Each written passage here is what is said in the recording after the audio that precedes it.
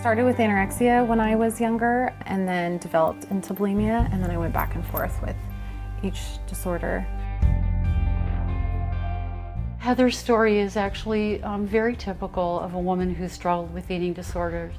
I was having a lot of medical issues with it, so having like fainting spells, my hair's falling out, I have osteopenia. Like there was one time where I was in the shower and had a seizure, woke up 10 days later in the hospital, didn't remember the 10 days. It's the attempt for her to maintain some kind of normalcy and control in her life.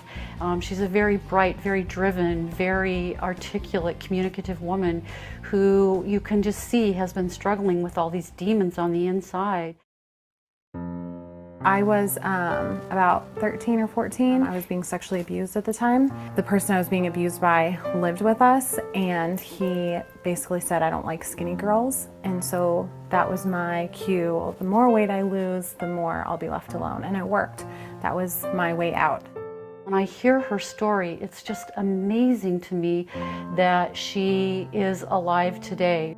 Did you tell your family you were getting sexually abused? I did, and it didn't really go anywhere. They had their own issues with drugs and alcohol. My eating disorder, I was so like sick and malnourished that I don't think I even processed like what was going on, like why anybody wasn't helping me. I just kind of assumed that there was something wrong with me. Basically was told by friends and family, like if you don't get help, like we're not gonna be supportive to you. So I was willing to go to treatment even though I didn't think that I needed to. I went in anorexic, and when I was in treatment learned what bulimia was, and so for me that seems so much easier. I'll just eat what I want and I'll just throw it up after, and so everyone will see that I'm eating, so then it's okay. I would have like a month where I was fine and would maybe struggle with different behaviors, and then I would be fine. I really felt like I was getting in a good place on my own, not struggling with the eating disorder as much. Maybe it was a coping tool. If I had a bad day at school or had a bad day at work, that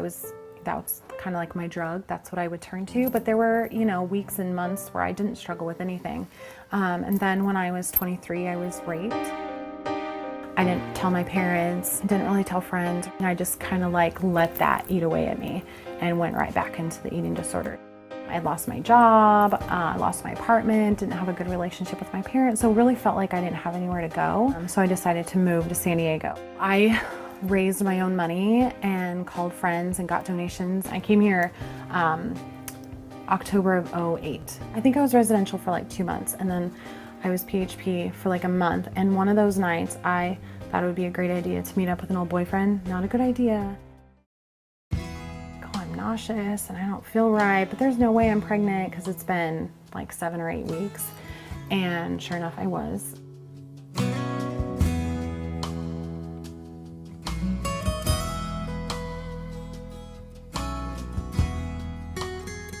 And I'm glad like her dad's in her life as much as he can be. He's still out. There was just so much that I was dealing with all at the same time, but by staying present and by eating no matter what, even if I thought I was going to throw up, and not because I was bulimic, but because I was pregnant and sick, and by sitting in groups and talking everything out and not being able to use my eating disorder as a coping mechanism, I was just able to process through everything. So this is my room for a few months. Emotionally, I still have thoughts about the eating disorder. I still like look in the mirror and go, oh. But I think that's part of being a woman. I still think about things, but I don't act on them. I haven't acted on them. It'll be 3 years in April. I haven't had any behaviors or anything.